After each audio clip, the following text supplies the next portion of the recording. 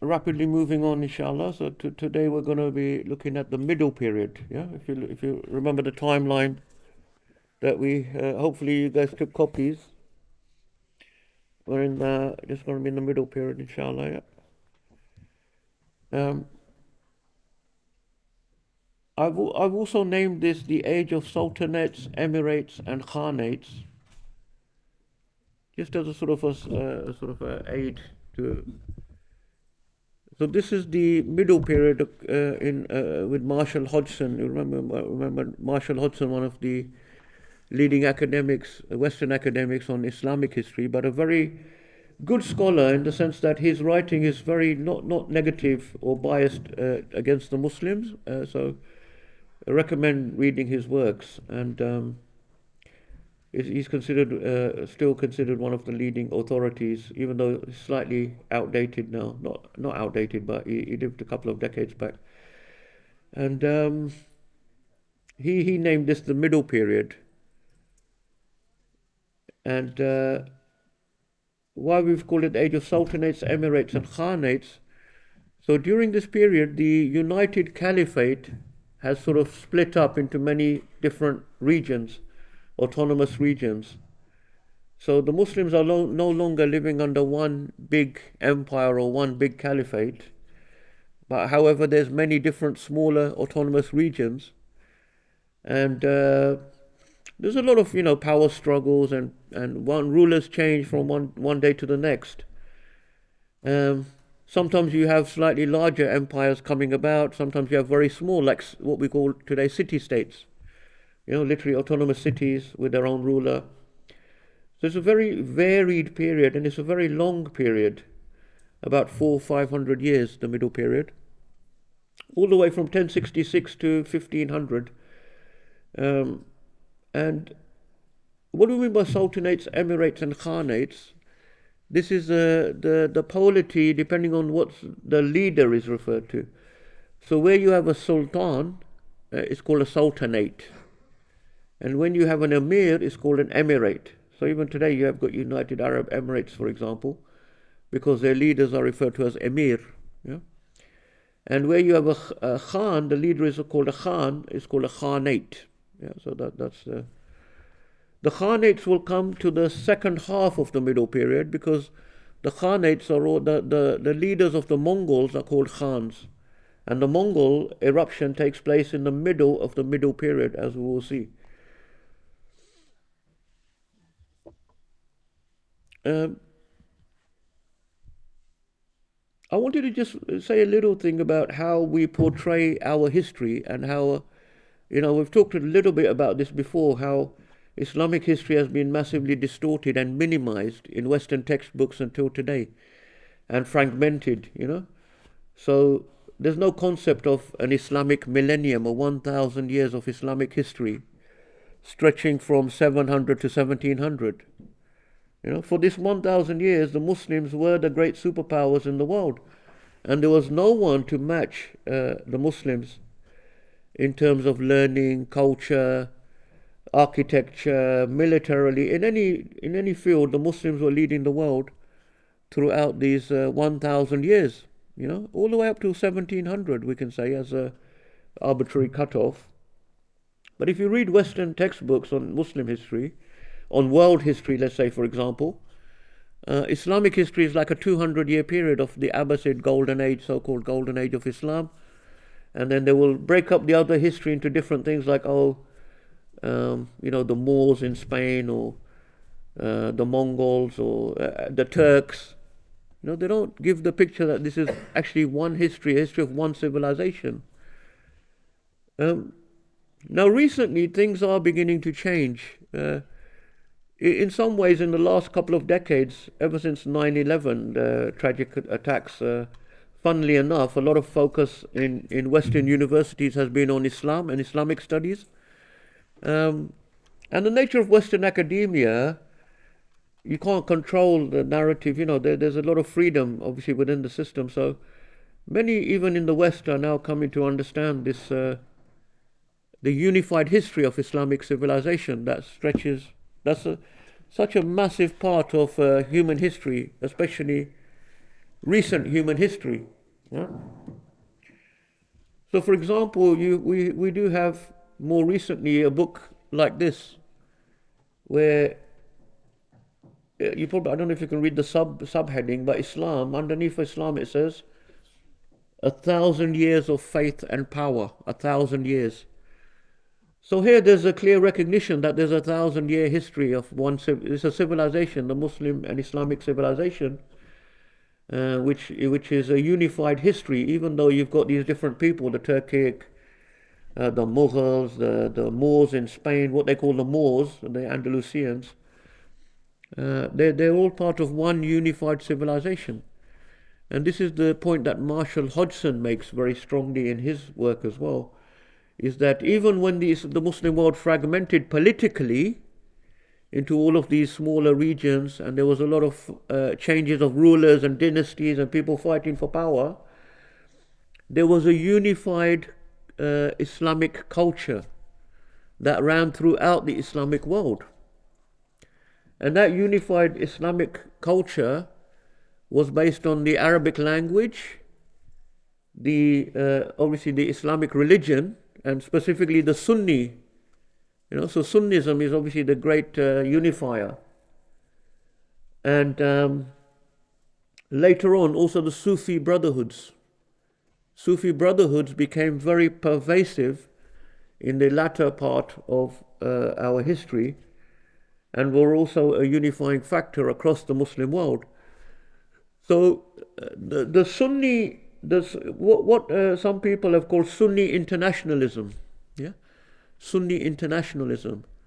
Like, even though you had all these smaller political groupings, Emirates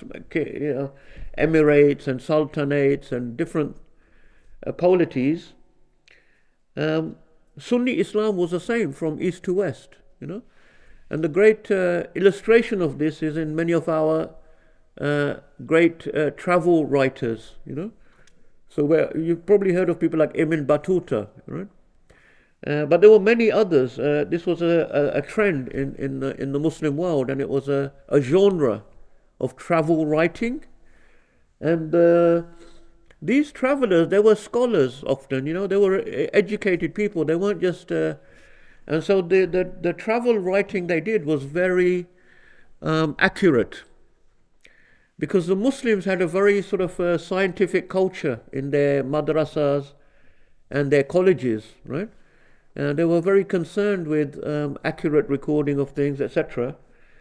And once again, Europeans have not recognized this, until probably quite recently, because in the Western world during this time, this is what we call the Middle Ages in Europe. It was quite a time when there was not much learning, And this is before the Renaissance and the Enlightenment, right? So in Europe, many of the people were illiterate. Most people were serfs. Within the churches, they had some degree of learning, and they had a bit of a tradition of the Roman Catholic Church with a bit of Latin. But even that was quite during this period. Even that had quite deteriorated the level of learning within the church, even. And so, for example, in Europe during that time, you have it's a bit later on, but people like Marco Polo, is one of their sort of travelers who went travel around the world and he wrote lots of things. But if you read what he wrote about his travels, you can see he's put a lot of things that are not true in there. Yeah, a lot of fabrications. He writes about things like dragons and fire-breathing dragons and different fantastical things, which we obviously know now they couldn't be true.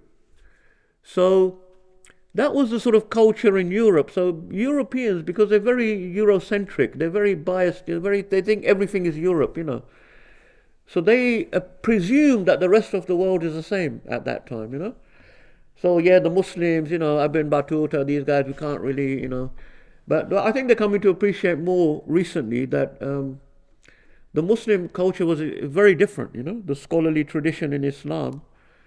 So now they're finding out when they're comparing the actual, historical facts, archaeological facts, and then looking at the writings of these people, that they're actually very accurate. There's no exaggerations or anything like that, because it was the sort of culture. So Ibn Battuta, he travelled he's from Maghrib, he's from the Morocco today, the west part of Islam, and he travelled throughout the whole Muslim world, all the way east into India, and he went even further. He went outside the Muslim world into China, the Far East, what we call nowadays the Indonesia, those areas. He travelled to the north, to Sham, to Syria. He went south, even below the Sahara Desert. So he went everywhere. He spent, I think, about 30 years travelling. He didn't have just one rahla. He had about 2 or 3 journeys which he did. And he meticulously wrote down all of his towns and cities he visited, the descriptions of them, so this was very, very valuable. But the point here is that what you can see is that a Muslim living in Morocco, can travel around the entire Muslim world without a passport, without a visa, and he can also make himself understood wherever he's going, because you've got the common language of Arabic.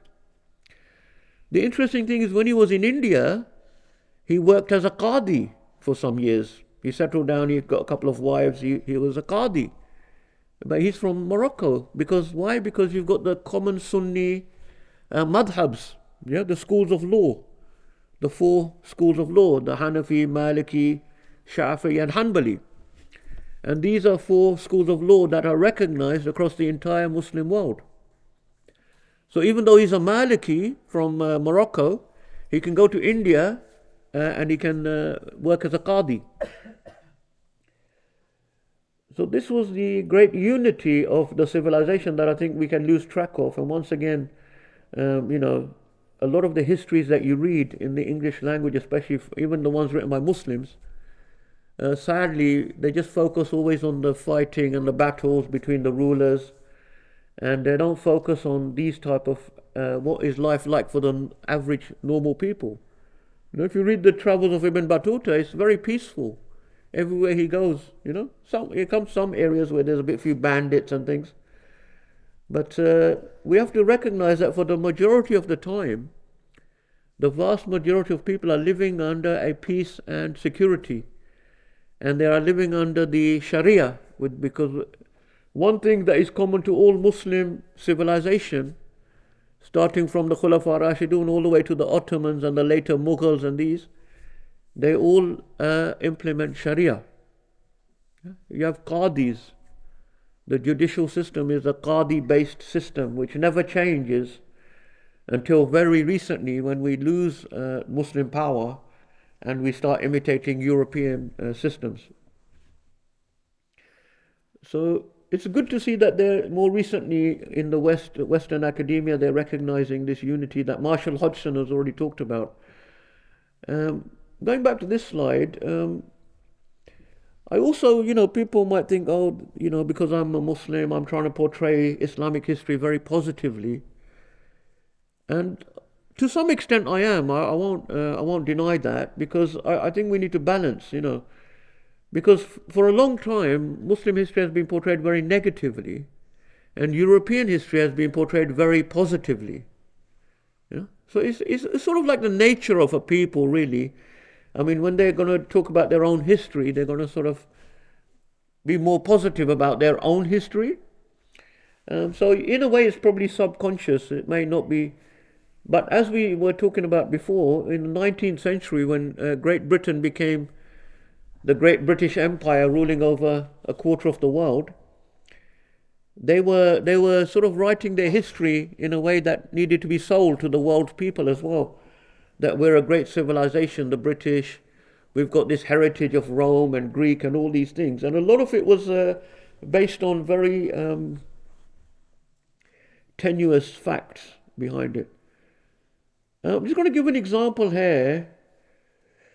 If you want to read about the history of Europe, if you Google, history of Europe textbook, one of the top, if not the top result will be the Penguin History of Europe by this guy J.M. Roberts, right?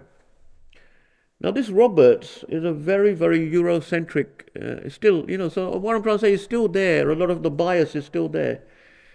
And he tells a story, history of Europe, in such a sort of glowing terms. Um, there are more balanced people as well. So if you read, there's a history of Europe written by a guy called Norman Davies, which is a much more balanced sort of account of European history. But you still got these people like, what's his name? Roberts, who's an Oxford professor and is still, considered one of the best-selling history of Europe. And if you look at the way they talk about Roman Empire, for example, yeah, the Romans are one of the most tyrannical, oppressive empires we've known. And they will talk about those things, but at the same time, they always portray the Romans in some sort of a positive sense. Because why? Because they trace their descent from Romans, these Western civilization. If you go to America now, the Senate, the Congress, all of these are Roman institutions. Yeah, they've taken all these. Even the eagle is a Roman symbol. So they very, very much focus on their so-called Roman heritage. Reality is they don't really have a heritage they're not Roman. These people who are American now, Anglo-Saxon, as we talked about before, they're descended from Germanic tribes, Nordic tribes. They've got no connection to the Romans, really, apart from the fact that Rome occupied Britain for a couple of centuries. In terms of descent, there's no actual descent from Romans. So this was once again an attempt to portray some sort of glorious history. Remember, Napoleon called them a nation of shopkeepers. Anyway, so look at how Roberts talks about the Romans, yeah?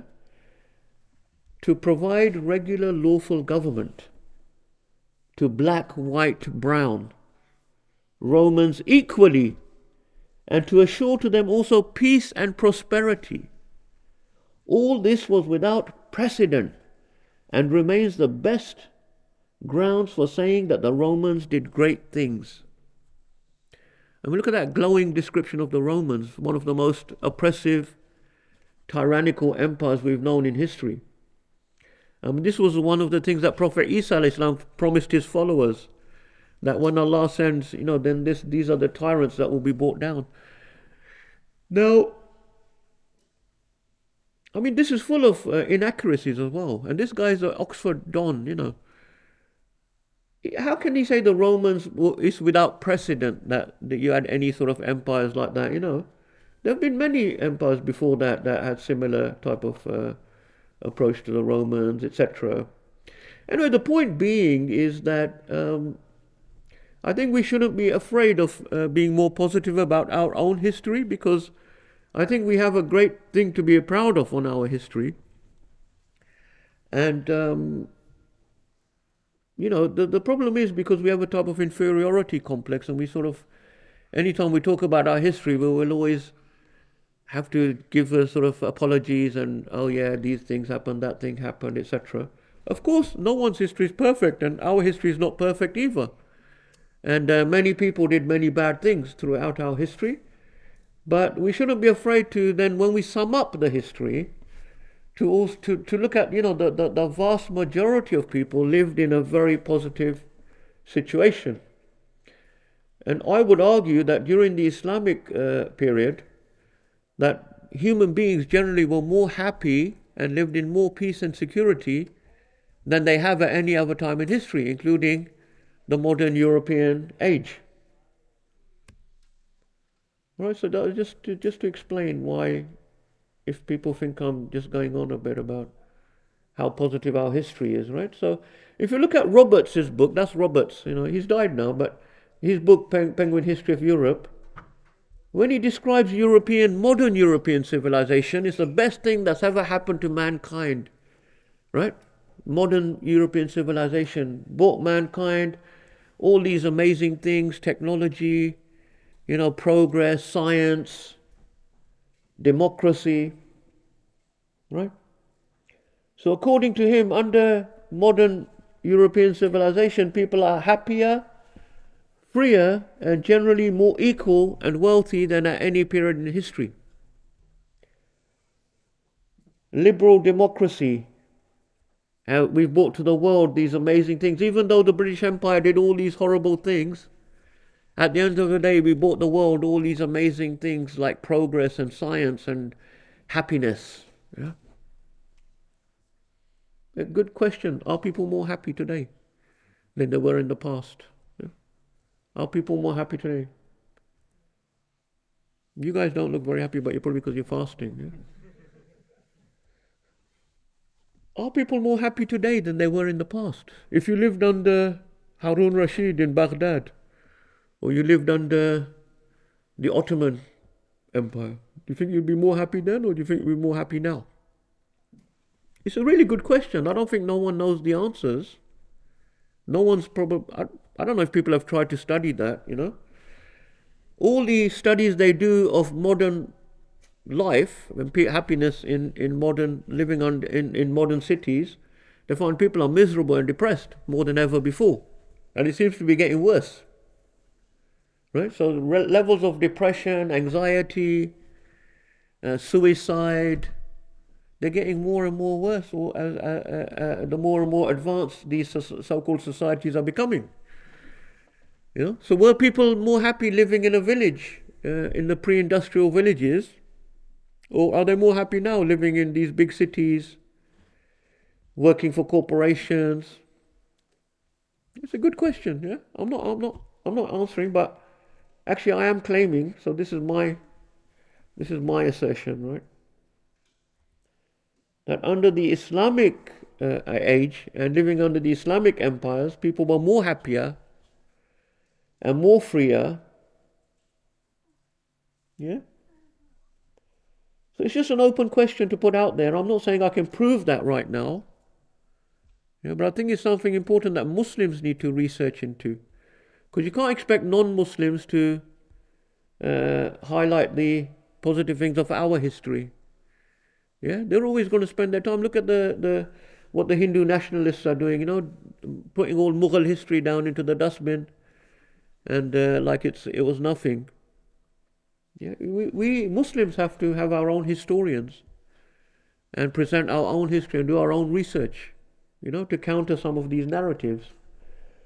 They're not going to spend their time doing their PhDs trying to prove that people were happier living under the Abbasids than they are living in Great Britain now, for example, right? So that's just some things to think about, inshallah. So here we are now on the timeline.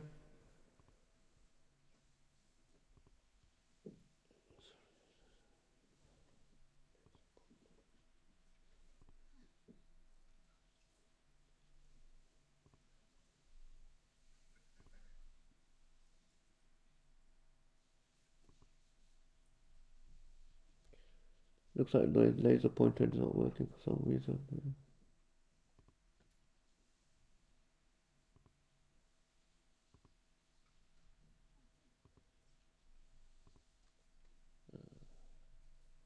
Not sure why is my laser pointer working? No, it's not working.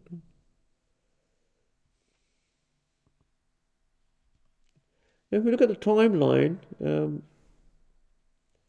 so we're focusing on this period here now, from about 1066 approximately to 1500. Yeah.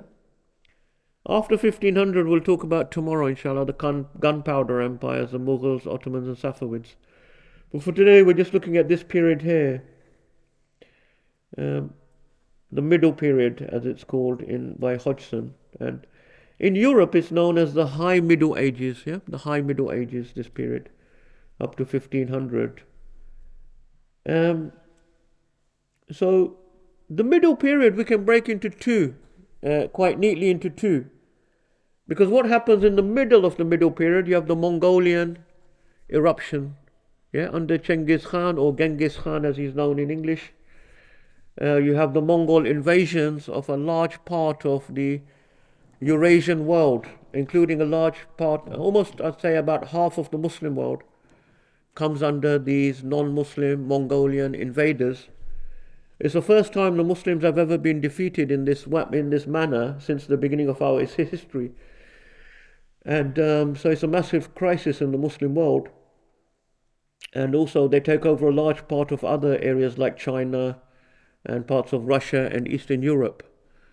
So that happens in the middle of the middle period, around about 1260 or so, or around about just after 1205 is when it starts. So the first half of the middle period, we have the Abbasid successor states.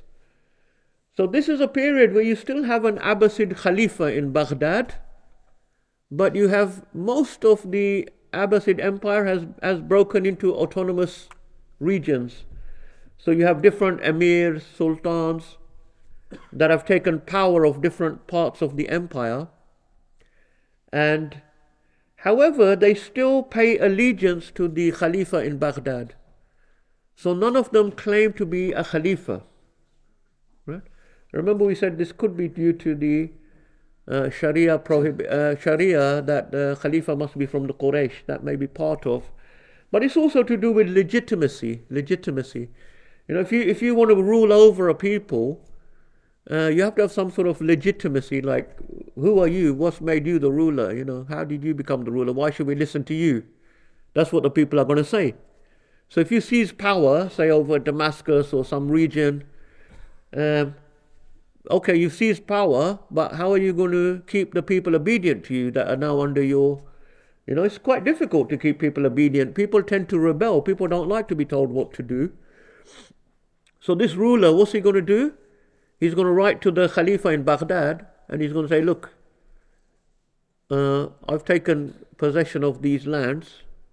If you recognize me as the legitimate ruler here, I will recognize you as the Khalifa. So it's like, you scratch my back, I'll scratch your back. So the Khalifas in Baghdad, by that time, they're very weak. They have probably control of Baghdad, maybe a little bit of area. So they're generally happy to say, okay, he's Saiful Dawla. They normally give them a title like Saiful Dawla or Adud ad-Dawla, you know. And he's now the governor of that region. Right? He's the leader of that region. So what does that mean? He's recognizing the Khalifa. So when they do the Jummah khutbahs in that region, they will still mention the Khalifa, right? In the Jummah khutbah.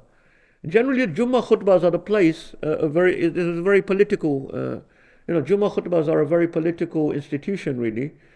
So this is where normally the leaders are mentioned in the Muslim world. Yeah? The Imam, whoever it is, will give a nod, like a dua, to the leader, so they will say the Khalifa's name. Yeah. So that's what's happening for about these first 200 years of this period. So it's a very long period, and this is that period we're talking about, the Islam, the Sunni internationalism, etc. So there's a political fragmentation and disintegration, a lot of different people coming into power, struggles for power. But at the same time, for the ordinary people, it doesn't really concern them who's fighting for power, one Muslim leader replacing another one. As we said yesterday, these battles are small battles and they don't affect the Joe public. Yeah, the public are just, who are you going to pay your taxes? You're paying taxes to one person, now you're paying your tax to another person. It doesn't really bother you too much. So this is also a time when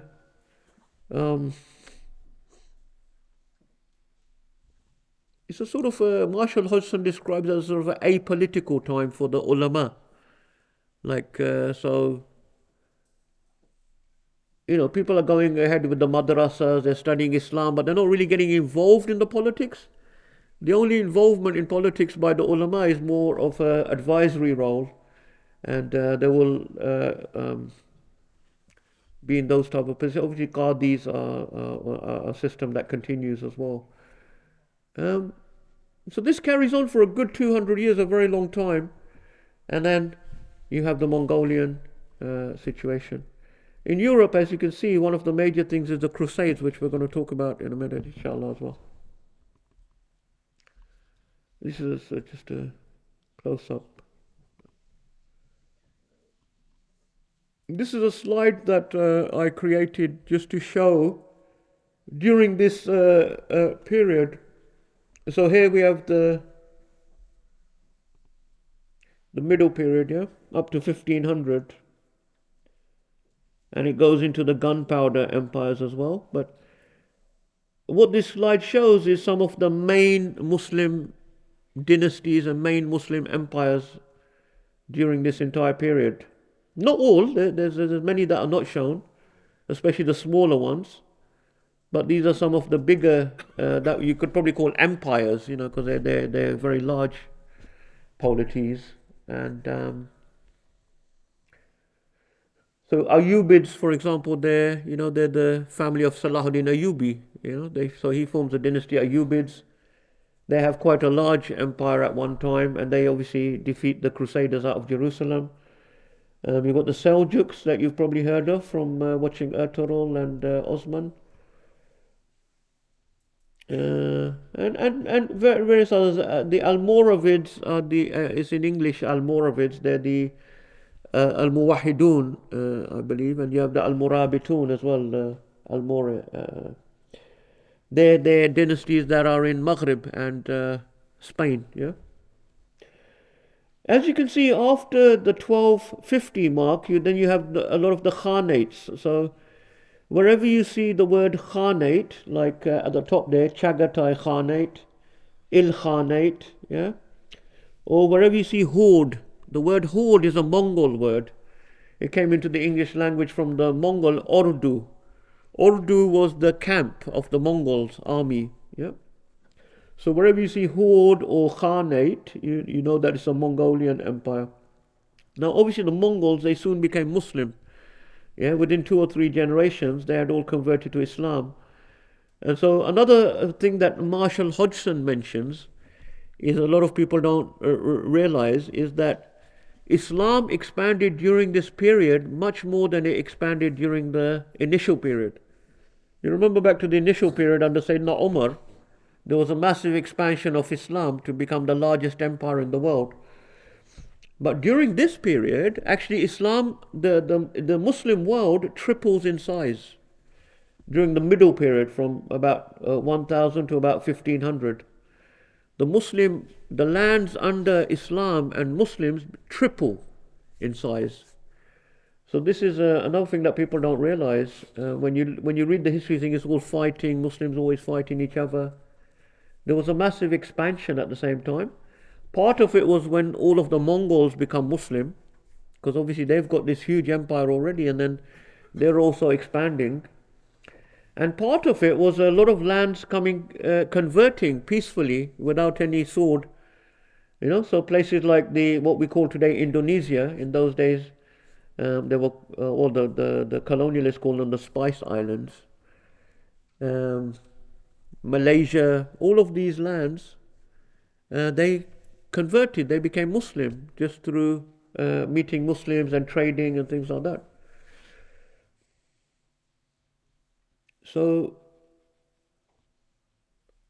we're going to come back to talk about the Mongolian thing in the second half, inshallah. For the rest of this half, we're going to talk about the Crusades, inshallah.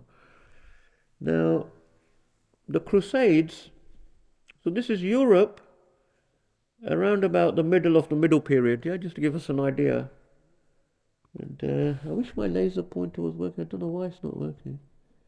Let me just try to restart the slideshow, if you just bear with me. Like sometimes if you relaunch it, it starts working, isn't it?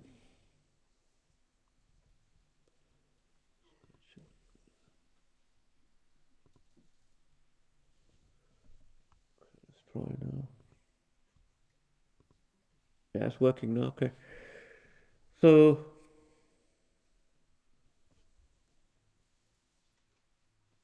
it's like the IT crowd, isn't it? Switch it off and on again. So this is Europe at that middle of the middle period, yeah? So you can see by this time what's happening in Europe, okay? Remember last time we talked about the barbarian tribes, they've settled down, they've formed kingdoms, they've been slowly becoming Christian, yeah? And they're sort of under the Roman Catholic Church. And then the Viking invasions happen, and then the Vikings all convert to Christianity as well eventually, yeah? As the barbarians always take on the higher culture. So in Europe, you've got all these different Christian kingdoms now. They're sort of semi-barbarian still, they're just sort of um, descended from Vikings and the barbarian tribes, the Franks, etc. Yeah? And it's a very chaotic picture. They're always fighting each other for power, and people are trying to grab. Like, there's no such thing as Germany. In Germany, you have about 200 different small autonomous regions, fiefdoms. You have princes, barons, earls, and all these different fighting for power, endlessly fighting each other, yeah, for territory and land and things like that. Now, what happens is the Christian church, remember the Pope, the guy, he's broken away from Constantinople and he's declared himself to be the Pope, the head of the Christian church. Just out of interest, does anyone know what's the word for Pope in Arabic? What you call Pope in Arabic? Is that one? Yeah, it's Baba. Baba. Al-Baba. I always find that a bit funny. Such a friendly thing, isn't it? What we call our dads, Baba. He wasn't a very friendly character at this time, right? During the Middle Ages. He was, anyway, so what the Catholic Church does is they're very obsessed. They want everyone to follow the Roman Catholic Christianity. They don't want any other version of Christianity out there. So initially in Western Europe, there are other Christianity sects, like, quite a few, like Unitarians, etc. But the Roman Catholic Church is quite ruthlessly what they call the Inquisitions. Yeah, Inquisitions were not just against the Muslims in Spain, but Inquisitions were all over Europe to enforce the teaching of the Roman Catholic Church. So eventually, Western and Northern Europe, they become Roman Catholic. Yeah, there's not much of other type of sects at that time. And then what happens is we have the Crusades, right? So you can see in the Muslim world at this time, you've got the Ayyubid, yeah, this is the Salahuddin Ayyubi's dynasty. You've got the Muwahid Caliphate, and various different, it's broken up into various different Muslim lands as well, you can see.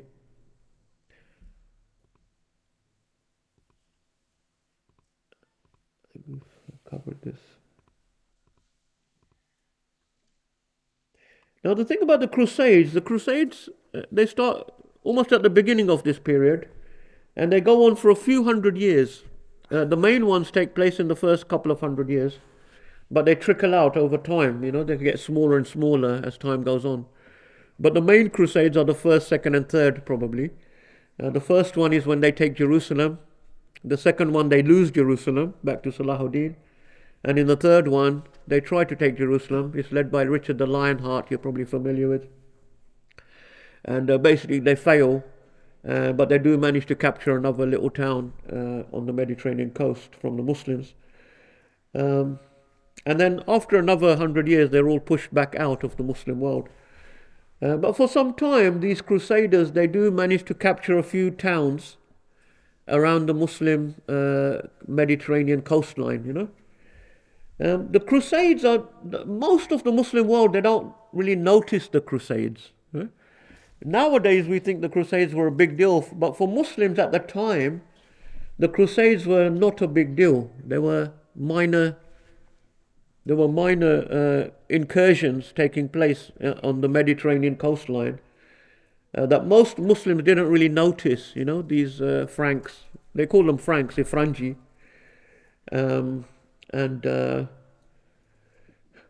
they took a few towns, and then eventually the Muslims got them back. Jerusalem obviously was more significant for the religious reasons, and so that was probably a bit more of a big deal, and then that's why Salahuddin Ayyubi made a specific effort, to take back Jerusalem, which he successfully did. But there were various other smaller towns that they were called Crusader kingdoms, and they lasted, some of them lasted 100, 200 years, and then they eventually were taken back by the Muslims. But the Crusades in Europe were a very, very big deal. in Western Europe. Yeah, they sort of dominated the psyche of Western Europeans for a couple of centuries, if not longer. And according to historians, this is the first time that we see Europe emerging as a civilization, as a single civilization. In other words, the Crusades are actually the birth of Europe as a civilization. Why? Because before that time, they've just been all these separate kingdoms, barbarian kingdoms, etc., fighting each other. They never thought of themselves as any type of unified civilization. But what happens in the Crusades? You have the Pope sending out this call for holy war. Yeah, against who? Against the Muslims. Yeah, the Pope. Remember now, all of Western Europe has become sort of under the Roman Catholic Church. Yeah. So when the Pope, he sends out this call for holy war, right? It's actually to help the Eastern Romans. Yeah, the Eastern Romans, remember, they're Christian, but they're Greek Orthodox. And the Pope has broken away from them. Initially, there was a friction, and they were a clash. But during this period, the Emperor of Rome, Eastern Rome at the time, his name was Komnenos. Yeah, Komnenos. He's getting really worried because the Muslims are just taking more and more of his territory, the Roman territory. So the Romans are pretty much, they've got Constantinople and they've got a bit of what is today Turkey. Yeah, and a bit of Greece, but the Muslims are making a lot of headway, and he's really panicking. So he's got no choice but to call to the Christians to the West for help. And he did this very reluctantly, because even with the Romans, these Western Christians were seen as barbarians. Yeah, they literally saw them as barbarians. In terms of their imperial hierarchy, so the Romans, they had this sort of imperial hierarchy of, court etiquette. What etiquette is shown to different types of people that come to. So the Muslims were much higher than these barbarians to the West. Even though these are Christians, they consider the Muslims to be of a higher level in civilization, etc. So they were quite worried because they knew these guys are very unpredictable, these Western, Christians, or Catholics. Let's call them Catholics for now. Yeah. But because he's now desperate, because he thinks maybe I'm going to lose the whole, these Muslims are going to take over the whole of this. So he writes to the Pope and he asks for help, send some armies and etc. So the Pope, he's happy to oblige, and he goes about, does a little tour of Western Europe, and he starts telling, these princes and kings, send people, it's a holy war. We promise anyone who goes on this holy war, they will be forgiven all of their sins, and they will be going straight to heaven, yeah, whether they die on the way or whatever. So there's a massive response. Even the Pope himself is shocked. No one's expecting this, right? So because remember, these people have never united before for any reason or another. But suddenly you get these thousands and thousands of people responding to the call of the Pope, right? And there's a lot of enthusiasm, for this. And historians have discussed what are the reasons why suddenly this massive enthusiasm for this expedition to go all the way to. So Jerusalem was mentioned a lot, in this propaganda, like Jerusalem, we need to take the city back from the infidels, the devils, the Muslims, etc. I'm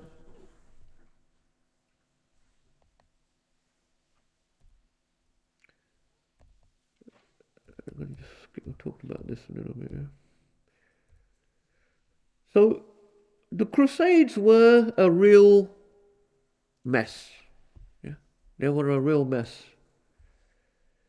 And the first army that comes out is actually not the proper Crusader army. The first army is made up of lay people, like just peasants and just people like not with proper weapons, not with proper armor. They're just carrying any sort of pitchforks and all these things. And It's called the People's Crusade, right? The People's Crusade, because it's just ordinary people, not proper knights or soldiers or etc. But they're so enthusiastic that they don't want to wait, so they just go rushing along towards the east. And the leaders of this People's Crusade are a guy called Peter the Hermit and Walter the Penniless. Yeah. Walter the Penniless for obvious reasons. But don't forget, it's like Catholic so-called Catholic piety. It's good not to have any money or any clothes and stuff like that, right? So they think this is a good thing. He's got no money, right? Remember the Roman Catholics? They're very. They've got this funny, they think anything to do with this world is bad. Anything to do with this world is bad. So the most pious people, they should never wear perfume. They should never wash. They should wear dirty clothes. It's not a joke. So for example, there was this Archbishop of Canterbury. I can't remember which one, but he was like a famous Archbishop of Canterbury, in British history, and they were describing, he's such a pious man. He wears this shirt, horse hair shirt that he's been wearing for like 50 years or something, and it's full of fleas, And this is their piety. I mean, alhamdulillah, thank God for Islam, that the Prophet ﷺ sunnah is so beautiful that, we wash ourselves, we wear perfume, it's a sunnah. But that's actually their religion. The more dirty, disgusting and horrible you are, the more pious you are, because you're going away from the pleasures of this world. They've got some logic behind it, obviously, but it just shows that when religious teachings become distorted, how they can become distorted, you see. Anyway, so Peter the Hermit and Walter the Penniless, they're leading these people crusade across Europe, going towards Constantinople. Along the way, they do a lot of massacres, especially of Jewish people. Any Jewish communities they come across, they start massacring them and stealing everything. And not just Jewish, but other people, partly because they've been promised they're going to be forgiven all their sins. So they just think, well, we might as well, it doesn't really matter if we do a few little sins on the way. Yeah, we're 100% guaranteed we're going to go to heaven. So, sorry, it's hilarious because it's just such a joke, And when they get to Constantinople, they attack the Romans instead of the Muslims, right? And they basically, the Romans killed them, and that's the end of the first People's Crusade. But then you have the first proper crusade, what's called the First Crusade, and that's led by, these not kings, but at that time, knights, princes.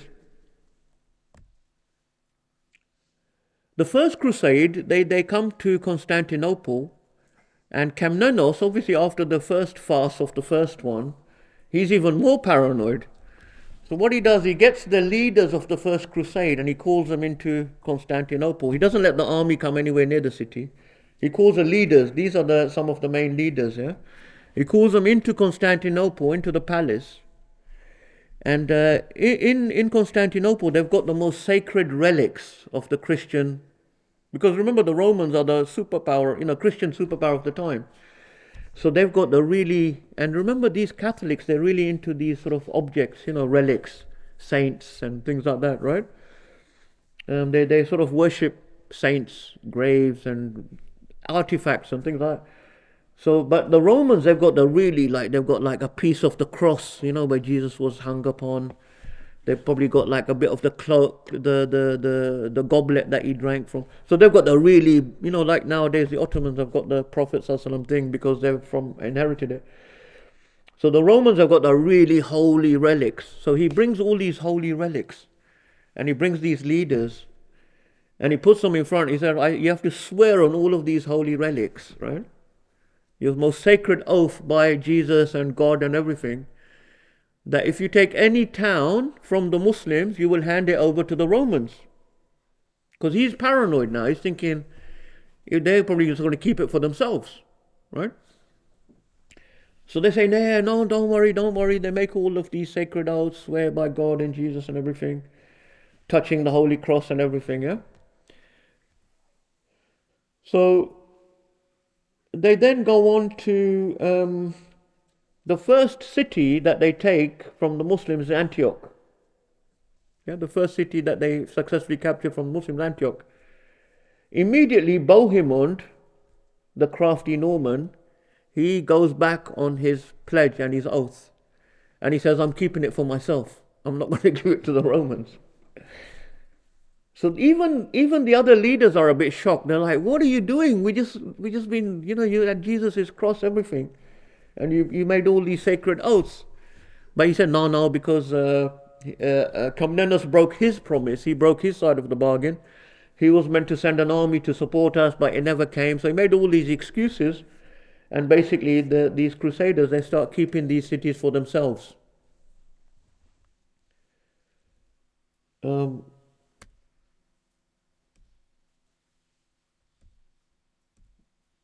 okay.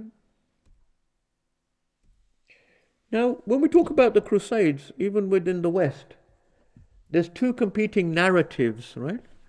There's a more traditional narrative, and this is once again, this is when these people were writing their history at the height of the British Empire and things like that. Now, they're trying to portray themselves as some great civilization. They're not going to talk about how crazy these crusaders were. So there was a type of story about these crusaders were noble and selfless knights that went out on these crusades, against the barbarian infidels, the Muslims. Um, Epic deeds were performed by these Christian knights. There were heroes and saints, right? However, that traditional narrative is being challenged by many, even Western historians now, and not many really believe that old narrative anymore. It's become very clear now that the Crusades were they were complete crazy, and very bloodthirsty. So these are some other more accurate assessments. They were holy madness, savage fanaticism, devoid of humanity and reason. The traditional view is hard to maintain today. That's a quote from Christopher Walker, who has a very good book called Islam and the West. I encourage people to read that, Christopher Walker, Islam and the West, where he traces a lot of the historical interactions between the Muslims and the Christians, West, I mean.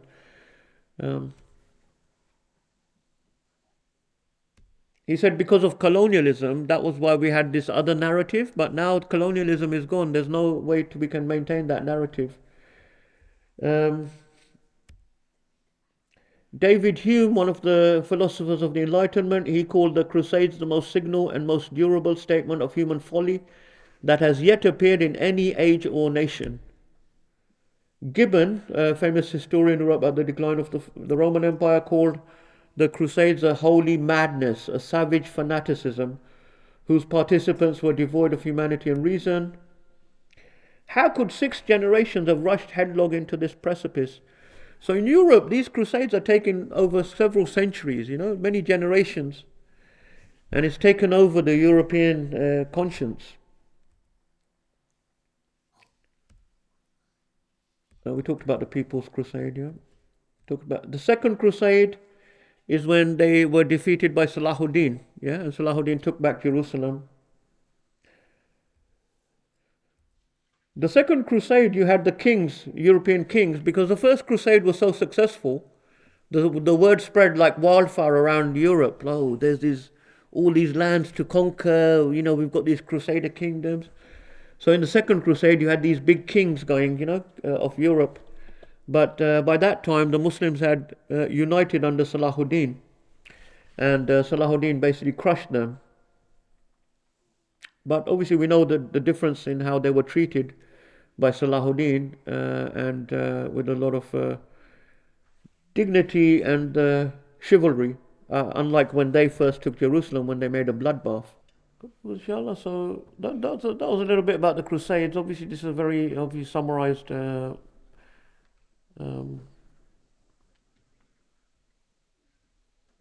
we don't have time to go into a lot of details, but if there's any questions, please do ask, inshallah. So we've got a couple of questions here. With reference to Turkish dramas like Ertugrul Osman, how accurate are these dramas? Are they really kneel and kiss the feet of the caliph?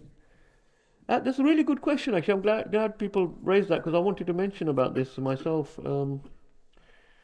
Now, Atran Osman, then they're not accurate dramas. Yeah, as much as I think they're very good. I think they're very good for our younger generation to watch these type of things because I think it's very much needed. For our younger generation to have see Muslim heroes, and it is history on its broadest sense. It is accurate in the very broad, probably events that are taking place and some of the characters, but a lot of it is fictional. But the thing I would say be really careful about is very anachronistic. They've put stuff in there that's very sort of political, that is not what things were like then. So, for example, they're always talking about we're Turk, the Turks, we're the great Turks. I don't think those Ottomans at that time were talking like that. The Turkish nation. They didn't have any idea about Turkish nation. They believed in Islam and they were Muslims. They also believed in their tribe, probably, yeah, because remember these are tribal people. But I very much doubt they had any concept of Turk, that we're Turks, that they cared that they were Turks. So that's definitely something that there's just a propaganda. And they also talk a lot about hurriyat, yeah, hurriyat, freedom. We want freedom, hurriyat. This is a modern concept as well. Muslims never went on about hurriyat, we want freedom, yeah? I don't think it was a vocabulary that the Muslims ever had. It's a modern political term that, yeah, we're the Turkish nation, we want freedom, and all. So that stuff is not accurate, and it's propaganda from the current Turkish state. However, having said that, I think it's a very, very positive, these dramas, because we have to look at reality, right? Our children are growing up in a world where people are getting more from television than they are from books, right? Let's be realistic, let's be real. How many people are going to go and read the history of Islam, yeah, or history of the Ottomans? No one's going to do that now, right? No one's reading books. This was a thing about, was that guy Huxley or that guy, what was that? Brave New World or whatever, yeah? George Orwell, he had the Big Brother society where everything is controlled and you're not allowed to read or whatever. But Huxley, he said, no, people won't want to read. You won't need to destroy the books. They're going to create a society where people won't even read. They won't want to read. They won't be able to read. Now, if you're exposing yourself a lot of current sort of social media, you won't be able to read because your attention span is going to become so short. Yeah, literally, you can. Alhamdulillah, I'm very happy that people are sitting there for like 1 hour or so. But people's attention spans are becoming so short now that they literally cannot read even if they want to, or they can't watch like, if you say to them, watch a lecture of Sheikh Hamza from back in the day, 3-hour lecture. The young person today is going to say, what? I'm not watching a 3-hour lecture. Give me like a 2-minute clip, like give me a YouTube short or a TikTok, Just condense it for me in about 5 words. Yeah, but you can't condense knowledge. That's not knowledge. That's just sound bites. And you can't do that. You can't learn, you can't get real knowledge unless you take some time to understand things and concepts and things like that. So, did they kneel and kiss the feet of the caliph? A good question, yeah. Sadly, these things did creep into the later Muslim, the later Muslims. Even with the Mughal, there was a type of sajda that was done in front of the Mughal emperors. And no doubt with the Ottomans, there must have been similar things probably. I don't think, it definitely wasn't the case of obviously the Khulafa Rashidun or even the Umayyads. The Umayyads were still quite close to the Arab Bedouin tribal roots. And so they still, because remember the tribal people, Bedouin people don't bow to other people. They don't like to bow to people. They're a very sense of dignity and human autonomy, and they don't, they will accept a leader. They will put their hand in the hand and take bay'ah, but they won't bow or kiss the feet or anything like that. So they have So the Umayyads were very close still to the tribal roots. The Abbasids, they had become a bit more sort of imperial, like they'd taken a bit more of the Persian courtly life, and whether they were bowing to the Abbasids, I don't know. I can't remember off the top of my head. But by the time we had the Mughals and the Ottomans later, there was definitely much more of that thing, to the sultans and so on. So obviously not something that Islam is encouraging, or Islam would forbid that. But then again, all of these rulers, they always had ulama around them that were justifying these things as well. Yeah, none of these people, Ottomans, Mughal, Abbasids, none of them were ruling without ulama around them. They respected Islam to the point where they would always have scholars. And so some of these scholars may come up with some justifications for this type of behavior, maybe. You've got that thing about sajdatul takreem, not sajdatul ibadah, etc. In the Quran, it says that the brothers of Yusuf alayhi salam, they fell in prostration in front of Yusuf and his parents. Right? The brothers of Yusuf, they fell in prostration in front of Yusuf and his parents. It's in the Quran, in Surah Yusuf, towards the end of Surah Yusuf, yeah? They literally either bowed or actually done sajda in front of Yusuf. Why? It's sajda to takreem. It was a bowing of respect, not of worship. Because obviously these are great, they're sons of prophets, etc. So before the Ummah of Sayyidina Muhammad, it was actually permissible to bow to other human being, to a prophet or thing like that. It's in the Quran. I'm not making this up.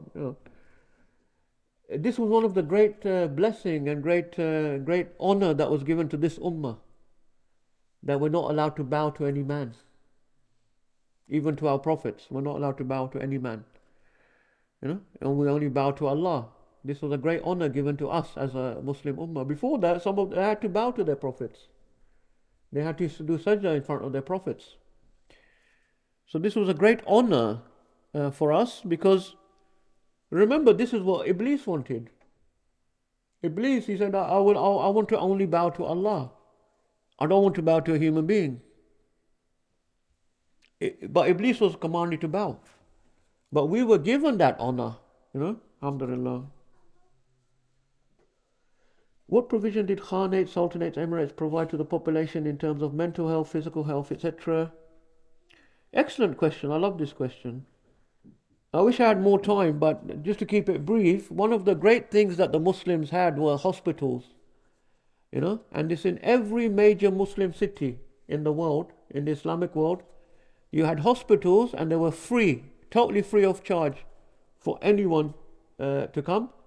They were funded by rich, wealthy people, often the sultans or the princes or the governors or any rich people, because it's a great sadaqah jariyah and part of the awqaf, the endowments.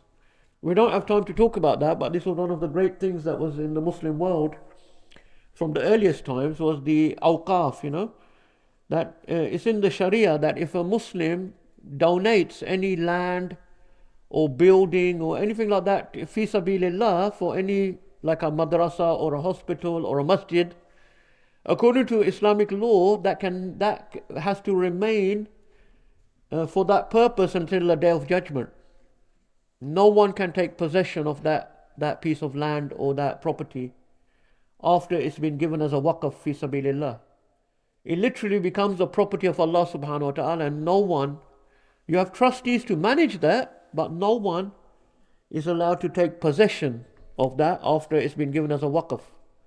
Now the beauty of this, if you think about it, is that as hundreds of years go past, hundreds of years, generations have gone past, the land that is given to awqaf increases and increases every generation. It can never reduce, because no one can ever take possession of that, not if you're a government or a private individual or anything. So as time goes on, the awqaf, they increase in size from generation to generation. So you end up in a situation where you have these, madrasas, masjids, you had hospitals, you had also these, I don't know what you call them nowadays, but hotels, like for travelers, for travelers and traders. there would be so many hotels, and they would be free of charge. You stay there overnight, you get food, drink, your horse, your animals are given provision. Um, all of these were, many of those were also as awqaf, you know. So that was an amazing thing in the Muslim world. And it's only in really modern times where some Muslim countries were taken over by sort of like either socialist or communist type of regimes, they started taking possession of these lands, which you're not allowed to do in Sharia. Anyway, so the hospitals were a beautiful thing in the Muslim world. They were always based on awqaf that had been donated, they were funded, uh, and they had good doctors. You know, they had a proper system of obviously studying medicine, qualification. It wasn't just some haphazard thing. And they had special wards for mental health as well. You know, a book I really recommend in this, obviously that's part of my field, being a psychiatrist as well. So I've spent some time looking into it. But one of the books I recommend, if people want to read more about that, is a book by a Oxford professor called Dolls, Dolls. And he wrote a book called Madness in the Medieval Muslim World.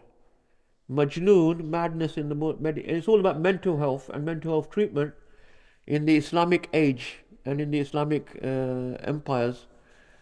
And he's done some amazing research. I don't think anyone in the West has gone to that level of research in our classical sources, you know.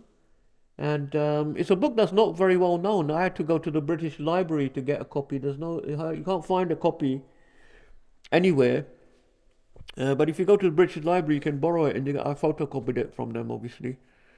So it's a very detailed and deep study of how mental health was treated in the Muslim world, and he talks about all of these hospitals and how they had special wards for mental health as well, and how the Muslims, they had music therapy.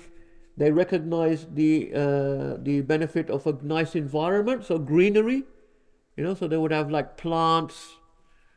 They would have nice music. To all of these things are important for mental health, and obviously that psychological therapy and all of these other things as well.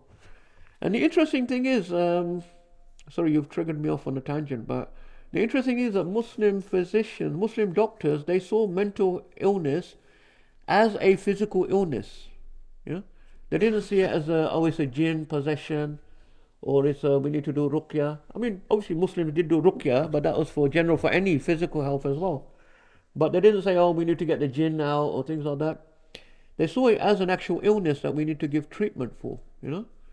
And why? Because they had taken, the Muslims generally took the Greek medicine. That's why Muslim medicine is called Unani, because it's from the Greeks. And the Greeks had a very, they considered mental illness to be physical disorder of the balance of the humors and things like that. Is there any evidence of Muslims in the Americas before 1500s? Another good question. Obviously, we now that the claim that Christopher Columbus was the first one to discover America is not true. We know that the Vikings were there a few hundred years before Columbus. They definitely landed there. They had a thing there, but then they disappeared. So no one knows why they disappeared. They probably died out or whatever. Were they Muslims? I don't know. I don't know. Someone else might know, but I don't know. Okay, inshallah. Any other questions? Yes? Going back to mental health, in our Yeah. Pakistani culture, I guess, Yeah. we have lots of Isa. Yeah. So how does that fit into? So you've got mental health, physical health, and you've got this spiritual health. So I mean, in Islamic history, how big a part does I won't call it pinhead, but how much is spiritual, you know, Mm. spirituality? How much does that play a part? I mean, it's all interrelated at the end of the day, isn't it? I mean, your spiritual health, your mental health, and your physical health are all interrelated. So I don't think there was, in Islam, there wasn't like a separation between them as well. Um, but as I said, the treatment by Muslim doctors was through, um, not through sort of like getting the jinn out of the person or things like that. It was.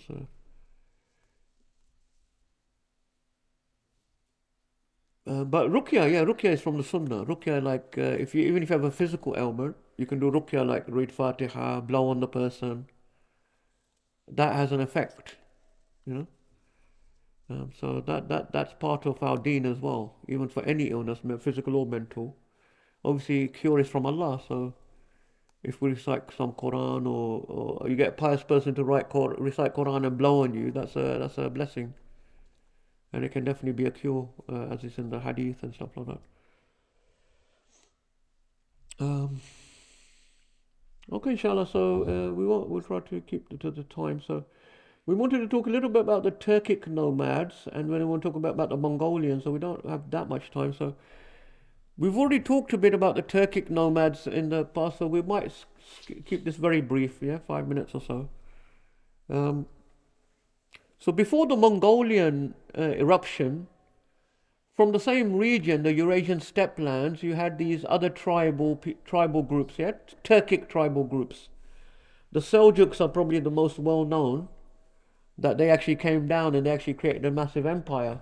But they were a Eurasian steppe tribe, nomadic tribe to begin with, and they were just wandering around looking for food and pasture for their animals. And eventually they came down into the Muslim lands. They were already Muslim, so um, some of these, because by now Islam had gone into these, Central Asian regions. So a lot of these tribes had already become Muslims as well. The Mongols were not Muslims; they were still pagans. So they came from the deep steppe. Uh, but if we look at before the Mongolians come, the later Abbasid time, we see a lot of these Turkic groups already coming into the Muslim world. Now, some of the Abbasid Khalifas, for example, were bringing them in as part of their army, because obviously the Muslims had already recognized their military superiority, their physical toughness, as we've talked about before. And apart from the Turkic tribes from the Eurasian steppe, and the Turks and the Mongolians are quite closely related. In fact, they're the same people, let's be honest, but it's just because historically they've been given different names. The Mongolians and the Turkic are so similar, their language is similar. Before Islam, their pagan religions were almost identical to the ones the Mongolians had. So, and they're from the same region, yeah, and they have the same characteristics, even physical characteristics. Apart from those Eurasian steppe nomads, we have other sort of tribal groups that are also important in the history before the Mongols. So normally, remember we said mountainous people. Mountainous people normally have similar characteristics to these tribal people, and sometimes they're semi-nomadic. So in the Muslim world, in the Zagros mountains, you had the Kurds, which also formed some dynasties, ruling dynasties. You had the Daylamites from the Caucasus Mountains, and you have the Pathans from the Afghan mountains. And we already talked about the deserts, the Sahara Desert, the Berbers, and obviously the Arabian Desert.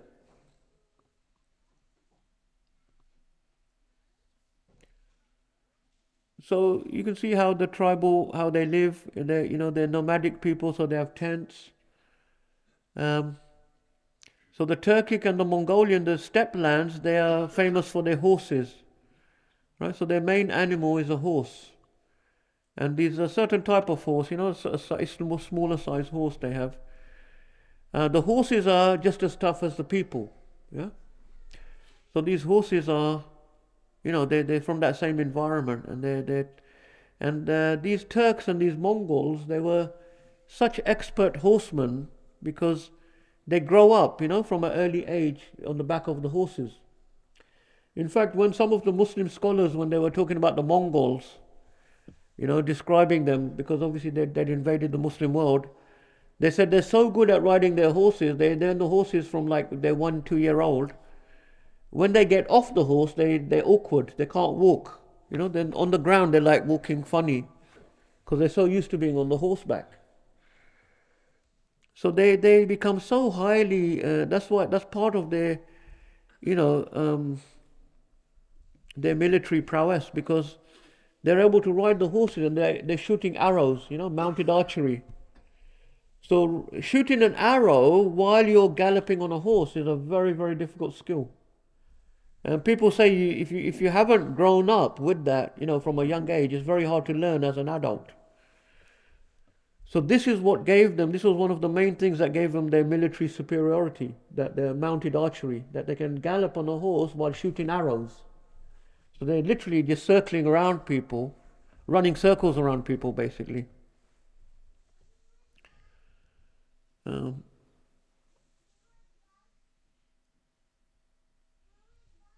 there's a there's a good film if people have about the Mongolian or the northern tribal people threatening the Chinese. I think it's called The War of the Arrows, which shows a lot of this mounted archery from those steppe people. The War of Arrows or something like that. Okay, so the Seljuks were a famous one of these groups that came down. The Mamluks, yeah, the Mamluks were tribal Eurasian steppe Turkic people. The Fatimids, remember we mentioned the Fatimids yesterday that they were descended from the Prophet ﷺ.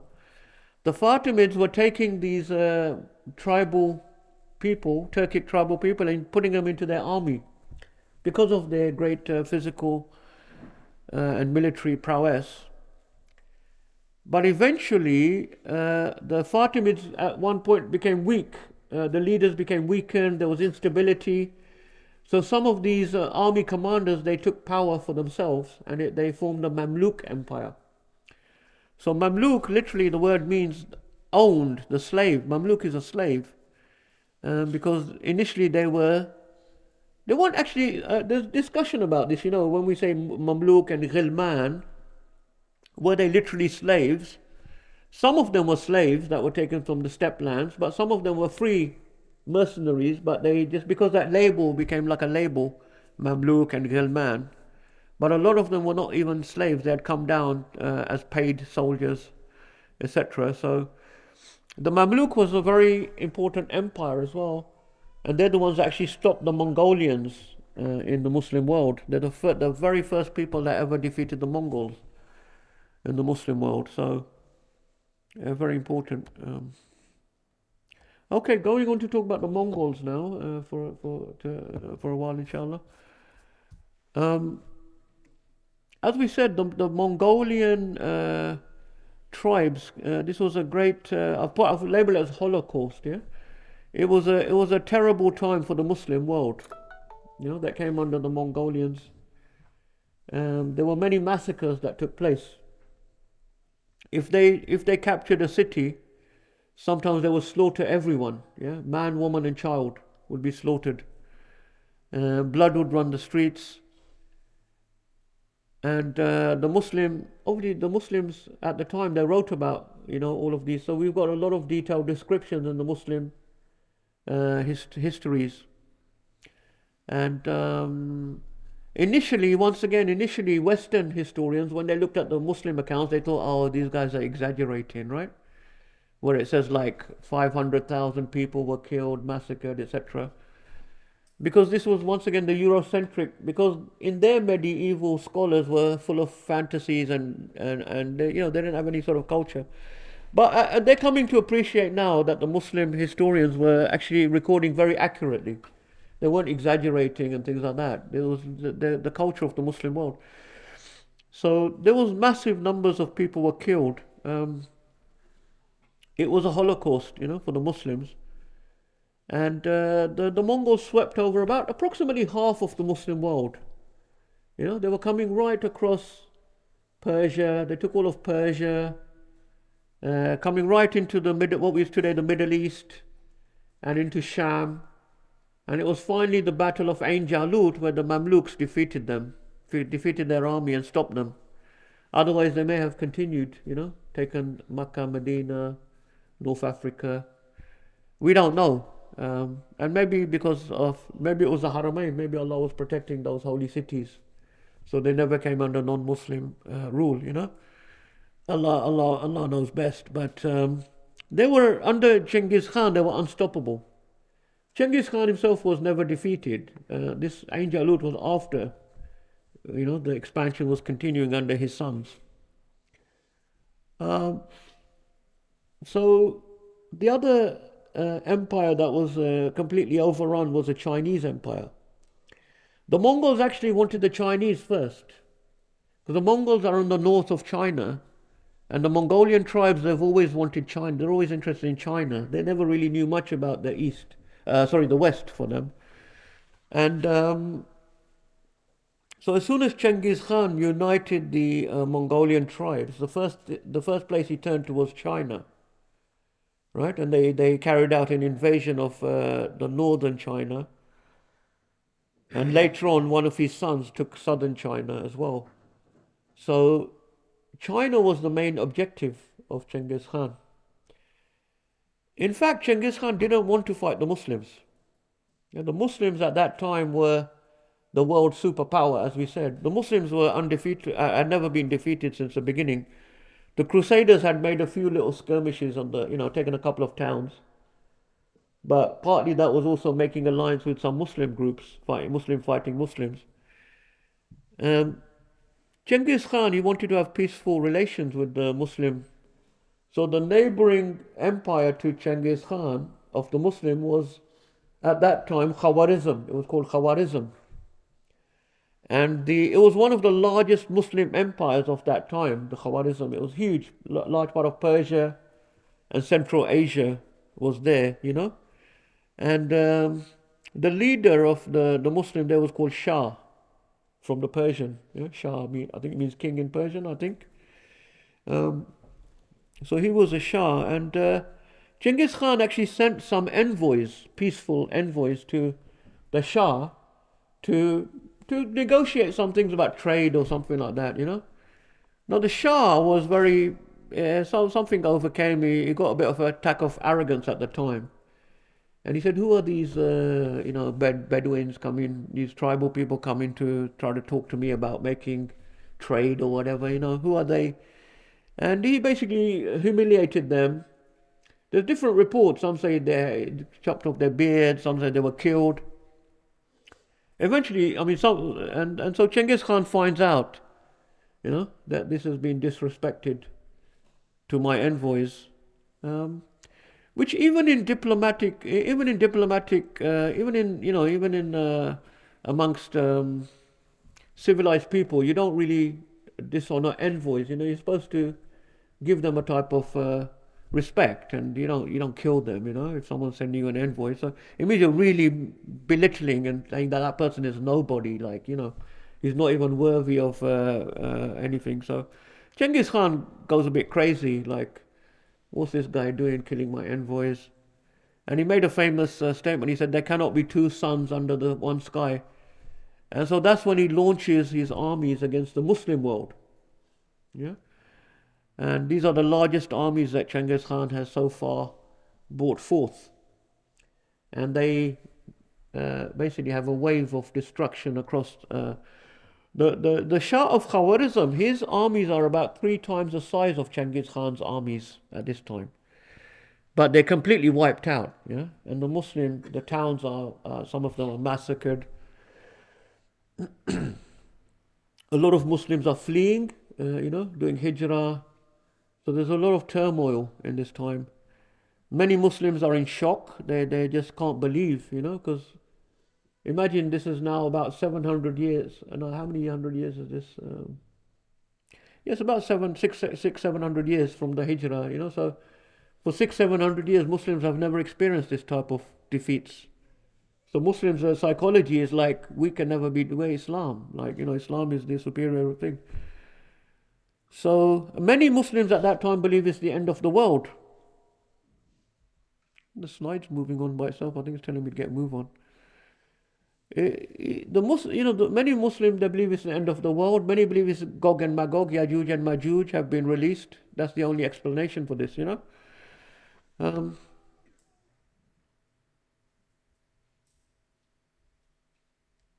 So now historians are now coming to realize there was some, even it wasn't just complete bloodthirsty madness on the Mongol side that they just love killing people.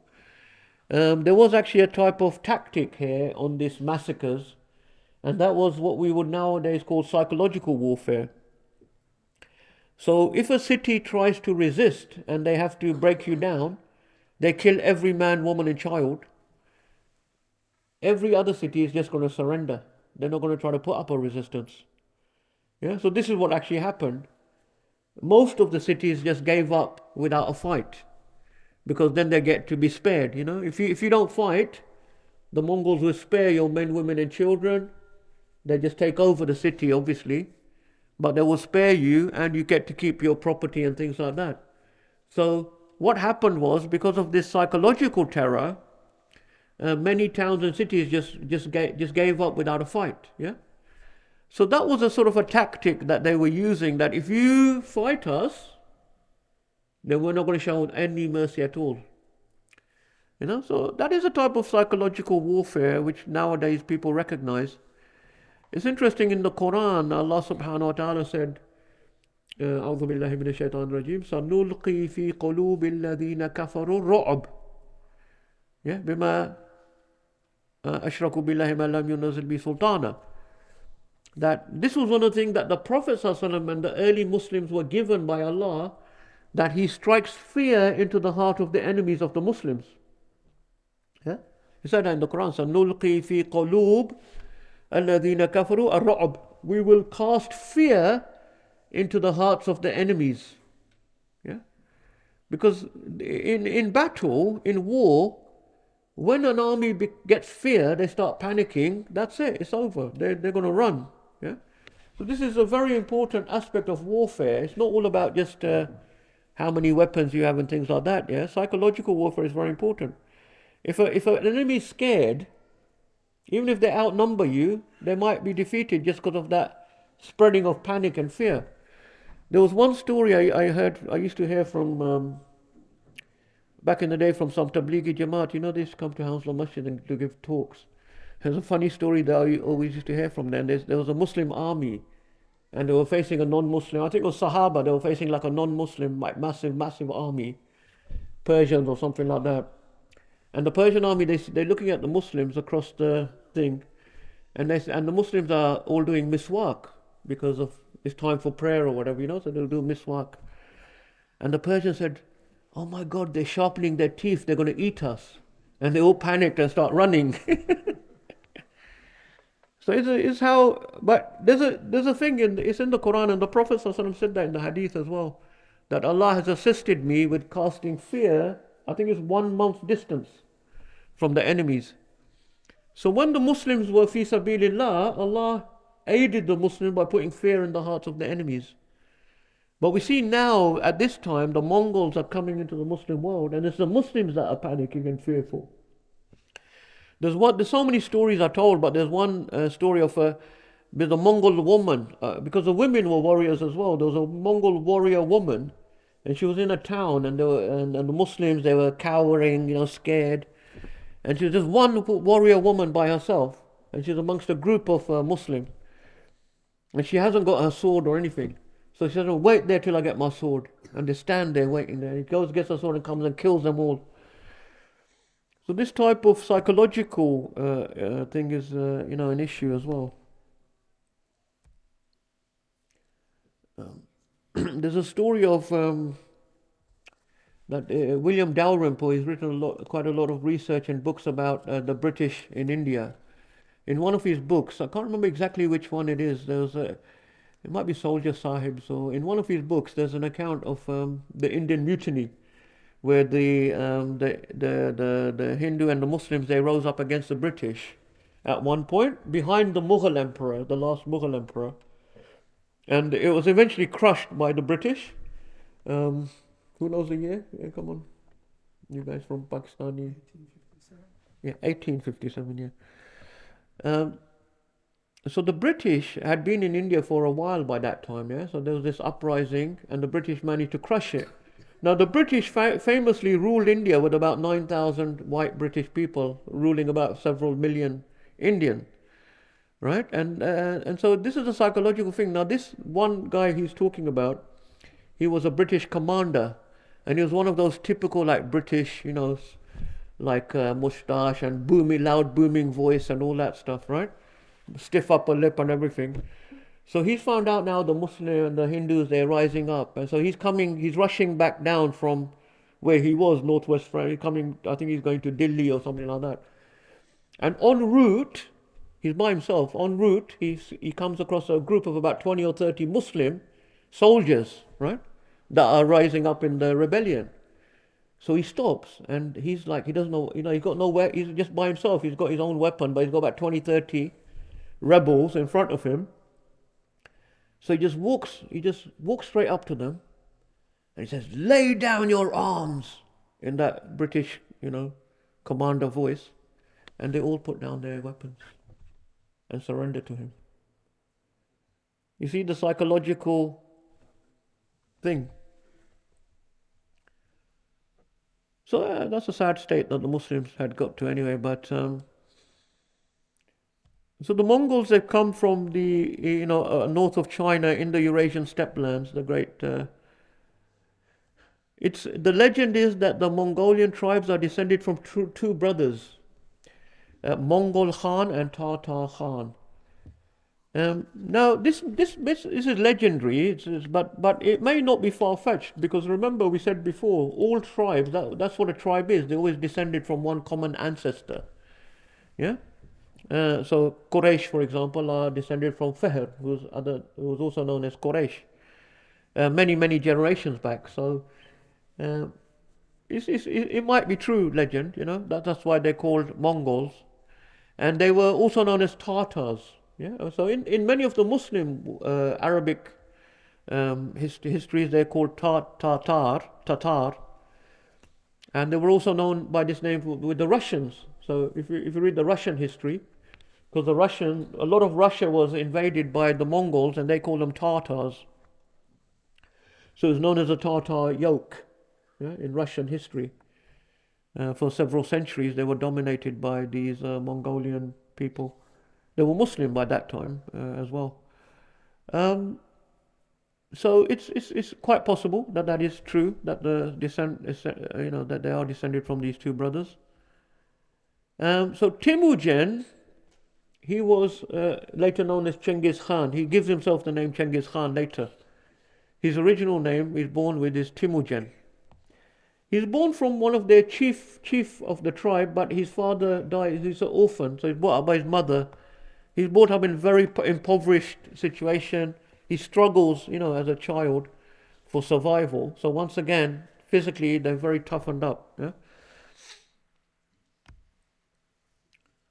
This is just a map of Mongolia, just to show all the different tribes. You can see many different Mongolian tribes there. I don't need to dwell on that right now.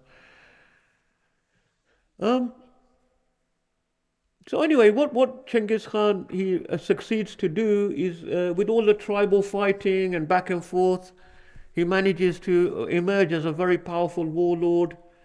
Once he becomes successful, many people start joining him. That's the thing with tribal. You can join different leaders if you feel that they're going to be a good leader. So other tribes start joining, and eventually he gets to the point where he's united all of the tribes under one leader, and he takes the name Chengiz Khan, and he's also given the title the Khan of Khans. So he then starts, as we said, against China. The Mongol armies were extremely tough and rapidly mobile. We talked about that before. On one occasion moved 130 miles in 2 days without resting.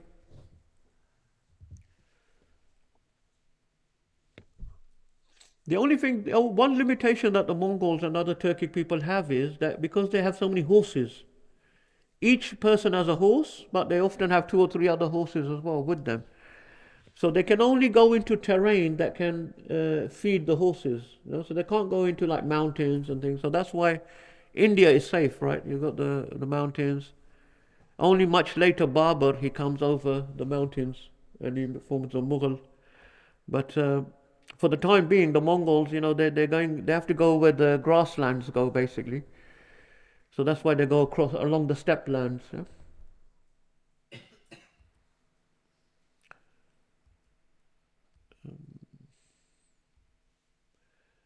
Genghis Khan has this rule, a sort of type of code, written code, called the Great Yasa.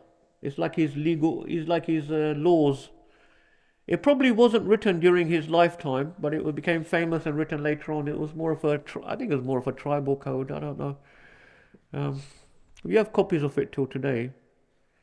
The Mongol army was arranged famously in the decimal system, right? Decimal meaning 10. So you have a commander for 10, then you have a commander for 100, then you have a commander for 1,000, and then 10,000 was normally the biggest unit, I think. Yeah, so very simple but very effective command structure. Mongols very obedient to their rulers and to their commanders. Throughout Genghis Khan's time, you don't see the armies rebelling or things like that. You had different tribal conflicts, but they're very sort of. This is why they were valued as soldiers even before the Turkic people, because they're very loyal to their commanders. It's one of their nature. Then, as we said, then he turns against the Muslim world after the Shah has humiliated the envoys. The Mongol expansion to the west into the Muslim world takes place in 3 phases. The first phase is when Genghis Khan himself is alive, 1219 to 1222. This is when they take most of Persia from the Khawarizm Empire. The second phase is actually into Russia and Eastern Europe. And this is one of the grandson of Genghis Khan, Batu Khan. And he gets one of Genghis Khan's great general is Subutai. And he gets together with Batu Khan and they lead the armies into what is today Russia and Eastern Europe, all the way into Hungary and places like that. Yeah? Now, what happened at that time, the Great Khan is the one who rules over all of them. He's back now in China. He died. When the Great Khan dies, everyone has to come back for this meeting that they call the Kurultai. And this meeting is where they elect the next Great Khan. So Batu Khan is taking his armies into Eastern Europe. He has to go back. And they say this is what saved Europe, really, from the Mongols. If that hadn't happened, the armies may have continued into Western Europe. We don't know. But because of the death of the Great Khan, they had to come back. They kept the territory that they had, but they didn't advance further. And then the third phase is when Hulegu, he leads the Mongol armies against the Muslim world into Baghdad. And his brother goes into southern China. So they have 2 attacks. One takes the rest of China, and one wants to take the rest of the Muslim world. Look at because they've already taken part of the Muslim world, they've already taken half of China, now they want to finish off the job.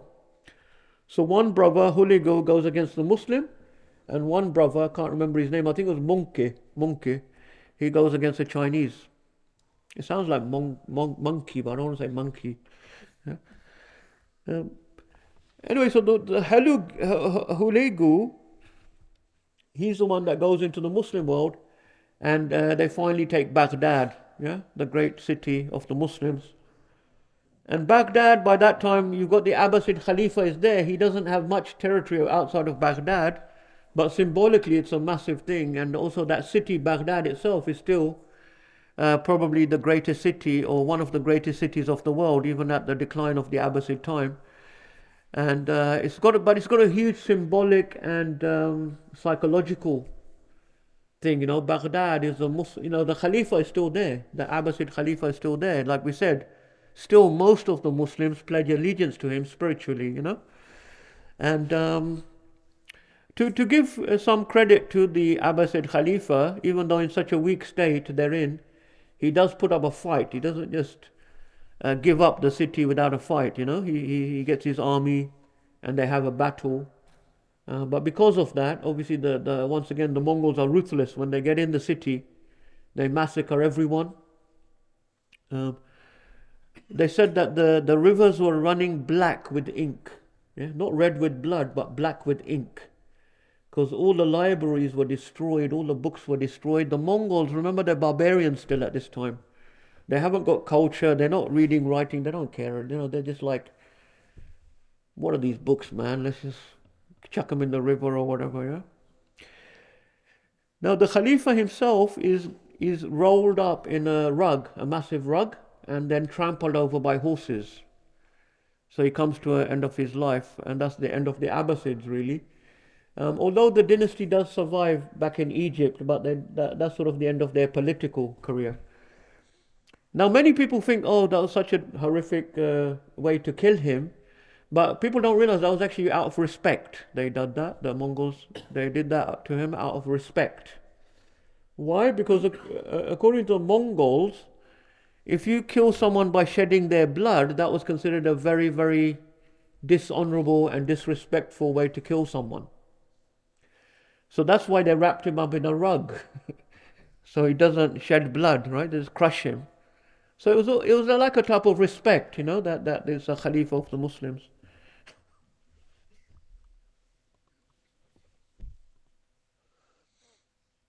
Okay, and then finally, as we said, the Mongols, they seemed unstoppable, but the Battle of Ain Jalut is one of the great defining battles of history, world history once again, where the Mamluk army now comes, and the Mamluks are based in Egypt, but they've also got part of Arabia and part of Sham. So the Mamluk army now comes forward, and they face the Mongol army in Ain Jalut. And it's the first time that a major Mongol army has been defeated. The Battle of Ain Jalut is a very important historical battle. So that sort of stops the spread of the Mongols to that side of the Muslim world. And the Mongols then consolidate their empire. It's so huge that it divides into 4 empires, or 4 or 5 empires after the death of Genghis Khan.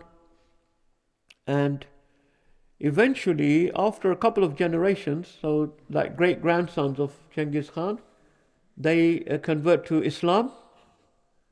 So all of those lands become Muslim. And the ones that go into China, they become Chinese. So they form the Han dynasty of China. So remember the typical barbarian, typical pattern.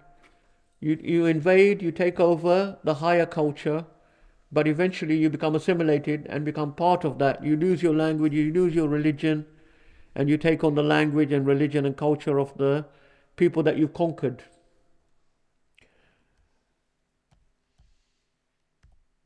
Yeah, so this was the Mongol Empire in 1280. See, a huge empire, yeah? Persia, parts of the Iraq, all of Iraq, all the way into Turkey, Eastern Europe, Russia, practically all of Asia, most of China. Just India is protected, remember the mountains, yeah? So huge empire, the Mongols. It was the largest land empire that had ever been seen to that date in the history of the world that we know of.